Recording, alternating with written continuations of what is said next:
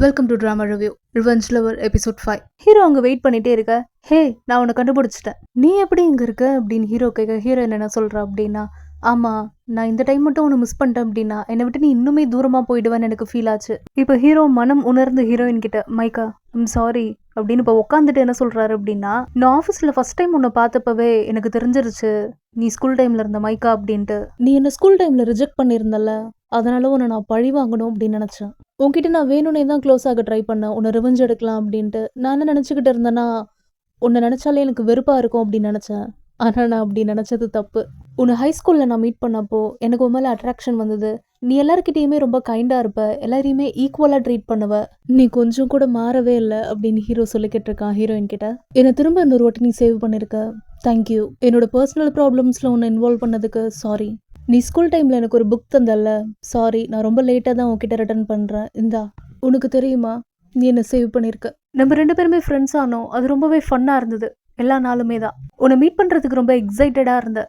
நிறைய புக்ஸ் நான் படிக்க ஆரம்பித்தேன். நீ என்னை ப்ரப்போஸ் பண்ணப்போ எனக்கு ரொம்ப சந்தோஷமாக இருந்தது, உன் மனசில் இருக்கிறத நீ வெளிப்படுத்துற அப்படின்னு. ஆனால் அந்த டைமில் எனக்கே என் மேலே கான்ஃபிடென்ட் இல்லை. நான் உனக்கு வர்த்து இல்லையோ அப்படின்னு ஃபீல் பண்ண ஸ்டார்ட் பண்ணேன். அதனால தான் என்னால் நேரில் வந்து உன்னை மீட் பண்ண முடியல. ஈவன் இப்போ கூட உனக்கு நான் வர்த்து இல்லை அப்படின்னு தான் நினைக்கிறேன். ஆனால் நான் உன்னை ஸ்டில் லவ் பண்ணிக்கிட்டு தான் இருக்கேன் அப்படின்னு சொன்னதும் ஹீரோயினை ஹக் பண்ணிடுறாரு. ஹீரோயினை ஹக் பண்ணிக்கிட்டு என்ன சொல்கிறாரு அப்படின்னா, நம்ம 2 பேரும் குட் மேட்ச் இல்லை அப்படின்ற மாதிரி சொன்னால நான் என்ன நினச்சிக்கிட்டேன்னா, நீ என்ன தான் ஸ்பெசிஃபிக்காக மென்ஷன் பண்ணுறேன்னு நினச்சிக்கிட்டேன் அப்படின்றாரு. ஹீரோயின் அதுக்கு என்ன அப்படின்றா. இப்போது ஹீரோயினை பார்த்து ஐ லவ் யூ அப்படின்னு சொல்லிட்டு கிஸ் பண்ணுறாரு. இப்போ ஹீரோ அவரோட அப்பார்ட்மெண்ட்டுக்கு கூப்பிட்டு போகிறாரு. இவங்க 2 பேருக்குள்ள ரொமான்ஸ் ஸ்டார்ட் ஆகுது. இது எல்லாமே நினச்சாலே, நீ என் பக்கத்தில் இருக்கன்னு நினச்சாலே எனக்கு இதெல்லாம் ட்ரீம் மாதிரி இருக்கு. தேங்க்யூ திரும்ப என்னோட லைஃப்பில் வந்ததுக்கு. இப்போ 2 பேரும் ஒன்றா இருக்காங்க. ஐ லவ் யூன்றாரு, ஐ லவ் யூ டூன்றாங்க. ஸோ இப்படி 2 பேருமே அன்பு பரிமாறிக்கிட்டு இருக்காங்க. இப்போ ஹீரோயின் இருந்து கிளம்பிக்கிட்டு இருக்கா. அவன் அப்படி ரொமான்டிக்காக ஹக் பண்ணுறான். என்ன, எங்கே போகலாம், இன்றைக்கி நம்ம பழைய மெமரிஸில் இருக்க அந்த டவுனுக்கு போகலாமா? கேட்கவே ரொம்ப ஹாப்பியாக இருக்குது, கண்டிப்பாக போகலாம் அப்படின்ட்டு இப்போ 2 பேர் நடந்து போயிட்டே இருக்காங்க. இந்த இடத்துக்கு வந்து எவ்வளோ வருஷம் ஆகுதுல்ல, இன்னும் அந்த ஸ்கூல் பக்கத்தில் தான் இருக்கா? ஆமாம், ஒரு ஸ்கூல் பக்கத்தில் தான் இருக்குது, அங்கே தான் நான் என்னோடய ஹையர் ஸ்டடீஸ் பண்ணேன் அப்படின்னு பேசிட்டு நடந்து போயிட்டே இருக்க. இதை வந்து பார்த்தீங்கன்னா கரெக்டாக திரும்ப அகெயின் ஹீரோயினோட அம்மா பார்த்துட்டு, ஹே மைக்கா அப்படின்றாங்க. சொல்ல போகணுன்னா ஹீரோயின் வந்து அவளோட அம்மாவை பார்த்து சர்ப்ரைஸ் ஆகலை. ஏன்னா ஸ்கூல் டைமில் அவங்க எப்படி பேசுவாங்கன்றது தெரியும்ல, மற்றவங்கள ஜட்ஜ் பண்ணுவாங்கன்றதால அம்மா அப்படின்றா. அம்மா யார் இது அப்படின்னு ஹீரோயின் கிட்ட கேட்க, இப்போ ஹீரோ இன்ட்ரடியூஸ் பண்ணிக்கிறாரு. ஹலோ ஆண்டி, என்னோட பேர் ரிஷன், நான் மைக்காவை டேட் பண்ணுறேன். நீங்கள் என்ன வேலை செய்கிறீங்க அப்படின்னு கேட்க, உங்கள் பொண்ணு ஒர்க் பண்ணுற சேம் ஆஃபீஸில் தான் நானும் ஒர்க் பண்ணுறேன் அப்படின்னு விசிட்டிங் கார்டு எடுத்து காட்டுறாரு. படித்து பார்த்தா, என்னது பிரசிடென்ட்டா? மைக்கா, நீ ரொம்ப ஸ்டேபிளான ஒரு பையனை கண்டுபிடிச்சிட்ட. நானும் உங்கள் அப்பாவும் ரொம்ப சந்தோஷப்படுவோம் தெரியுமா? இதுக்கு முன்னாடி நீ ஒரு பையனை டேட் பண்ணியே, அதான் அவனோட லாஸ்ட் பாய் ஃப்ரெண்ட். அவன் நார்மல் எம்ப்ளாயி தானே. நான் இதுக்கு முன்னாடி உன்னை பற்றி கவலைப்பட்டேன், என்னடா இது வாழ்க்கை என்ன ஆகிட போகுதுன்னு. இப்போ பார்த்தியா, நீ ரொம்ப கிளவராக யோசிச்சு சூப்பராக பண்ணியிருக்க. அம்மா கொஞ்சம் நிறுத்துறீங்களா அப்படின்றா.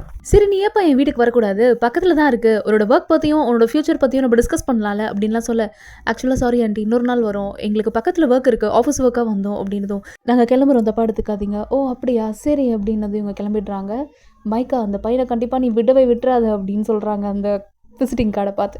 இப்போ பீச்சில் 2 பேர் நடந்து போயிட்டே இருக்கேன். என்ன சொல்கிறா அப்படின்னா, சாரி, என்னோட அம்மா ஸ்டார்டிங்லேருந்தே அப்படி தான் எல்லாரையுமே வந்து ஜட்ஜ் பண்ணுவாங்க, கம்பேர் பண்ணுவாங்க, அவங்க ஸ்டேட்டஸ் என்ன, பேக்ரவுண்ட் என்ன, இந்த மாதிரி விஷயத்துலலாம் கொஞ்சம் அதிகமாக பேசுவாங்க, நீ எதுவும் மைண்டில் வச்சுக்காத அப்படின்னு சொல்கிறா. ஹே, அதெல்லாம் எதுவும் இல்லை, உங்கள் அம்மா உன்னோட ஃப்யூச்சருக்காக தானே யோசிக்கிறாங்க, நீ நல்லா இருக்கணும் அப்படின்னு நினைக்கிறாங்க.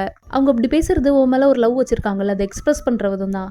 ஆனால் எனக்கு உன் கூட இருக்கிறது ரொம்ப ரொம்ப ஹாப்பியாக இருக்குது. அது மட்டும் இல்லாமல் எங்கள் அம்மாவும் அப்படி தான், ஸ்டேட்டஸ் அது இது பேக்ரவுண்ட்லாம் பார்ப்பாங்க தான், அதெல்லாம் ஒன்றும் பிரச்சனை இல்லை. நம்ம 2 பேருமே சேம் போட்டில் தான் இருக்கோம் சொல்ல போகணுன்னா. இப்போதைக்கு உன் கூட இருக்கிறதே எனக்கு ரொம்ப ரொம்ப சந்தோஷம், ஹாப்பி அப்படின்னதும் எனக்கும் தான் அப்படின்னு ஹீரோயின் சொல்கிறா. நம்ம இதே மாதிரியே வாழ்நாள் ஃபுல்லாக ஒன்றா இருக்கலாம் அப்படின்னு பேசுகிறாங்க. என்ன பாஸ், இப்போ நீங்கள் 2 பேரும் அஃபிஷியலாக ரிலேஷன்ஷிப்பில் இருக்கீங்க போல இருக்கு? ஆமாம்மா, ரொம்ப ஹாப்பியாக இருக்குது. இதுக்கப்புறம் என்னோட வேலையை இன்னும் தீயாக வேலை செய்யணும். அப்புறம் பாஸ், நீங்கள் இல்லாத டைமில் உங்கள் அம்மா வந்தாங்க, இதை கொடுத்துட்டு போனாங்க அப்படின்னு எடுத்து பார்த்தா மேட்ச் மேக்கிங் ஃபோட்டோஸ் அப்படின்னு இருக்கு. மைக்கா ஹட்டோரிக்கு யாராலையும் எதுவும் பிரச்சனை வராதுன்னு நினைக்கிறேன், ஆனால் இதுக்கும் நீங்கள் கொஞ்சம் கேர்ஃபுல்லாக இருங்க. ஓகே, நான் கண்டிப்பாக பார்த்துக்கிறேன், அவளை நான் ப்ரொடெக்ட் பண்ணுறேன் அப்படின்னு ஹீரோ சொல்கிறார் அசிஸ்டன்ட் கிட்ட. என்ன, உன்னை இன்னைக்கு பார்க்கவே ரொம்ப எந்தூசியாஸ்டிக்காக இருக்குது, எனர்ஜிக்கு என்ன காரணம்? இல்லை ஒன்றும் இல்லை. அப்படியா, சரி, நாளைக்கு இருக்க மீட்டிங்கை பண்ணி ப்ரெசென்ட் பண்ணிவிடு. ஓகே ஷூர், கண்டிப்பாக நான் ப்ரெசென்ட் பண்ணிடுறேன். ஆல்ரெடி டைம் ஆகிடுச்சு போல இருக்கு. சரி ஓகே வா போலாம் அப்படின்னதும் ஒரு டெக்ஸ்ட் வருது. இன்னைக்கு டின்னர் சாப்பிட வரியா வீட்டுக்கு அப்படின்னு ஹீரோ கேட்டிருப்பாரு. கண்டிப்பா ஷூர் அப்படின்னு சொல்றான். சாரி நான் வரதுக்கு லேட் ஆயிடுச்சு. ஆக்சுவலா நான் ஒர்க்கை முன்னாடியே முடிச்சிட்டேன். நான் மீட்டிங் கொஞ்சம் எக்ஸ்டெண்ட் ஆயிடுச்சு. ஏய் பரவாயில்ல, அதுக்கு நீ ரொம்ப ஹரி பண்ணிட்டுலாம் வர தேவையில்ல, வா. உன்னை சீக்கிரம் பார்க்கணும்னு எனக்கு தோணிட்டே இருந்துச்சு. ஓ நிஜமாவா, தேங்க்யூ, வா அப்படின்னு காட்டுறாரு. வாவ்! ரொம்ப அமேசிங்கா டெலிஷியஸா இருக்கே பார்க்கறதுக்கே. கலர்ஃபுல்லா இருக்குல்ல. எல்லா டைம்லும் நீங்களே குக் பண்றீங்க. நான் நெக்ஸ்ட் டைம் குக் பண்றேன் ஓகேவா? ஏய் பரவால்ல. உன்னோட ஸ்பேர் டைம்ல நீ அத பண்ணா போதும். ஷன் என்ன நீ ரொம்ப வீணாக்குறப்போ. சரி நெக்ஸ்ட் டைம் குக் பண்றதுக்கு உனக்கு என்ன வேணும்? மேபி நெக்ஸ்ட் வீக் பார்த்தீங்கன்னா உங்க வீட்ல நம்ம டின்னர் சாப்பிடலாம் அப்படின்றாரு. உடனே ஒரு கால் வருது. அர்ஜென்ட்டா அட்டெண்ட் பண்ணணும். இரு வந்துடுறேன் அப்படின்ட்டு ஹலோ அப்படின்றாரு. பிரசிடென்ட் உங்களை பிரேக் டைமில் டிஸ்டர்ப் பண்ணுறதுக்கு சாரி. நார்த் அமெரிக்காவில் ஒரு பிரான்ச் இருக்குல்ல, ஸோ அங்கே நம்ம டேரெக்டாக போயே ஆகணும். நம்ம இருந்து தான் அந்த மீட்டிங்கை முடிக்கணும். அது மட்டும் இல்லாமல் நாளைக்கே கிளம்பணும் அப்படின்னதும் சரி ஓகே அப்படின்னதும் என்னாச்சு அப்படின்னு கேட்குறா. ஆக்சுவலாக நாளைக்கே நான் நியூயார்க்கு போகணும். எப்படியும் 2 வாரம் அங்கே ஸ்டே பண்ணுற மாதிரி இருக்கும். நாங்களே ஸ்ட்ரெயிட்டாக போனால் தான் இஷ்யூ சார்ட் அவுட் ஆகும். ஓகே ஷன் சி யூ அப்படின்னு சொல்கிறா. சாரி மைக்கா, இந்த வீக்கெண்ட் உன் கூட என்னால் ஸ்பெண்ட் பண்ண முடியாது அப்படின்னு ஹக் பண்ணிக்கிறாரு. ஹீரோயின் என்ன சொல்கிறாங்கன்னா, உன்னை நான் ரொம்ப மிஸ் பண்ணுவேன். இந்த கேப்பில் இந்த டைமில் என்னோட குக்கிங் ஸ்கில்ஸை நான் இம்ப்ரூவ் பண்ணிக்கிறேன். Thank you, I am looking forward to it அப்படின்னு ஹீரோ ரிப்ளை பண்ணுறாரு. இப்போ ஆஃபீஸில் காட்டுறாங்க. ஹீரோயினை கூப்பிட்டு அவரோட டீம் லீடர் என்ன சொல்கிறாரு அப்படின்னா, இந்த 2 வீக்ஸ்க்கு அப்புறமேட்டா உன்னை ஒசாக்காவுக்கு ட்ரான்ஸ்ஃபர் பண்ண போகிறாங்கம்மா ஒரு ப்ராஜெக்ட்காக அப்படின்றாரு. ஓ 2 வீக்ஸ்லையா, சரி ஓகே. என்னையும் சூஸ் பண்ணாங்கன்னு நீ நினைக்கிற அப்படின்னு கொலீக் கிட்ட கேட்டதும் அவன் என்ன சொல்கிறா, யாரோ உனக்குள்ளே இருக்க திறமையை கண்டுபிடிச்சிருப்பாங்க, அதனால தான் இந்த பெரிய ப்ராஜெக்டில் உனக்கு சான்ஸ் கிடைச்சது அப்படின்னு நீ சந்தோஷப்படு. என்ன டைம் இருக்கும்னு பார்த்தீங்கன்னா, ஷன் வந்து ரிட்டர்ன் ஆகிற டைமில் இவ ஒசாக்காவுக்கு போகிற மாதிரி இருக்கும், ஜப்பானில் இருக்க ஒசாக்கா. இப்போ ஹீரோயின் ஷனுக்கு வந்து இன்ஃபர்மேஷன் பாஸ் பண்ணுறா. இது மாதிரி 2 வீக்ஸ்க்கு அப்புறமேட்டா என்னை ஒசாக்காவுக்கு ட்ரான்ஸ்ஃபர் பண்ணுறாங்க அப்படின்னதும், இதை கேட்டதும் என்னது அப்படின்ட்டு அசிஸ்டன்ட் கிட்ட செக் பண்ணுறாரு. ஆமாம் அது மாதிரி மைக்கா ஹட்டோரியை ஒசாக்கா பிரான்ச்சுக்கு ட்ரான்ஸ்ஃபர் பண்ணுறாங்களாம், எதனா ஐடியா இருக்கா அவனுக்கு? சாரி அதை பற்றி எனக்கு எதுவும் இன்ஃபர்மேஷன் தெரியல, நான் செக் பண்ணுறேன். ஏதோ ஒன்று சரியில்லாத மாதிரி இருக்கே அப்படின்னு ஹீரோ ஃபீல் பண்ண இப்போ கால் பண்ணுறாரு ஹீரோயினுக்கு. மைக்கா சாரி, உன்னோட ட்ரான்ஸ்ஃபர் பற்றி எனக்கு எந்த ஐடியாவுமே இல்லை. எனக்கு தெரிஞ்சு இதை பண்ணது எங்கள் அம்மாவாக தான் இருக்கும், என்னையும் பிரிக்கணும் அப்படின்றதுக்காக. அவங்க தான் அதை பண்ணியிருக்காங்க அப்படின்னா நான் யாருன்னு ப்ரூவ் பண்ணுறேன். அந்த ப்ராஜெக்ட்டு ஸ்டார்ட் டு எண்ட் வரைக்கும் நான் கம்ப்ளீட் பண்ணிகிட்டே வரேன். மைக்கா அது வந்து என்னோட ரிசல்ட்ஸை நான் கண்டிப்பாக அச்சீவ் பண்ணிட்டு வரேன், நீங்கள் எதுவும் கவலைப்படாதீங்க. சரி உன்னை நீ ரொம்ப புஷ் பண்ணிக்காத என்ன அப்படின்னு ஹீரோ அங்கேருந்து சொல்கிறாரு. ஹாய் ஆல், நான் டோக்கியோவிலேருந்து வரேன். என்னோட பேர் மைக்கா ஹட்டோரி. இங்கே என்னை ட்ரான்ஸ்ஃபர் பண்ணியிருக்காங்க. என்னை கமிட் பண்ணியிருக்க அந்த ப்ராஜெக்ட்டில் என்னோட ஃபுல் சப்போர்ட்டை நான் கொடுக்குறேன் அப்படின்னு சொன்னதான் எல்லோரும் வெல்கம் கிளாப் பண்ணுறாங்க. இப்போ அவங்களோட பிளேஸில் போய் உட்காந்துட்டு லேப்டாப்பில் எடுத்து ஒர்க் பண்ணலாம் அப்படின்னு எடுக்கிறப்போ எல்லாமே இங்கே வேறு மாதிரி இருக்குது. அங்கே யூஸ் பண்ணுறப்ப லேப்டாப் வேறு மாதிரி இருக்கும். என்னடா அது இப்படி இருக்குது, யார்கிட்ட கேட்குறது? வெளில உங்களுக்கு எதனா ஹெல்ப் தேவைப்படுதா? ஆக்சுவலாக இது எப்படி ஓப்பன் பண்ணணும்? இங்கே இருக்க நம்பரை போட்டால் தான் அது ஓப்பன் ஆகும். ஓ ஓகே தேங்க்யூ. எனக்கு புரியுது, ஹெட் குவார்ட்டர்ஸில் யூஸ் பண்ணுற லேப்டாப் வேறு மாதிரி இருக்கும், இங்கே வேறு மாதிரி இருக்கும். உங்களுக்கு எப்படி இது தெரியும்? என்னையும் வேறு ஒரு பிரான்ச்சுக்கு முன்னாடி ட்ரான்ஸ்ஃபர் பண்ணியிருந்தாங்க, அங்கே தான் தெரிஞ்சுக்கிட்டேன். வெல் நானும் உங்களோட டீம் தான். Nice to meet you. Nice to meet you. என்ன நர்வஸாக இருக்கீங்களா? கொஞ்சம் நர்வஸாக இருக்கேன், பட் இப்போது ரிலாக்ஸ்டாக இருக்கேன். நீங்கள் கம்ஃபர்டபுள் பண்ணிட்டீங்க.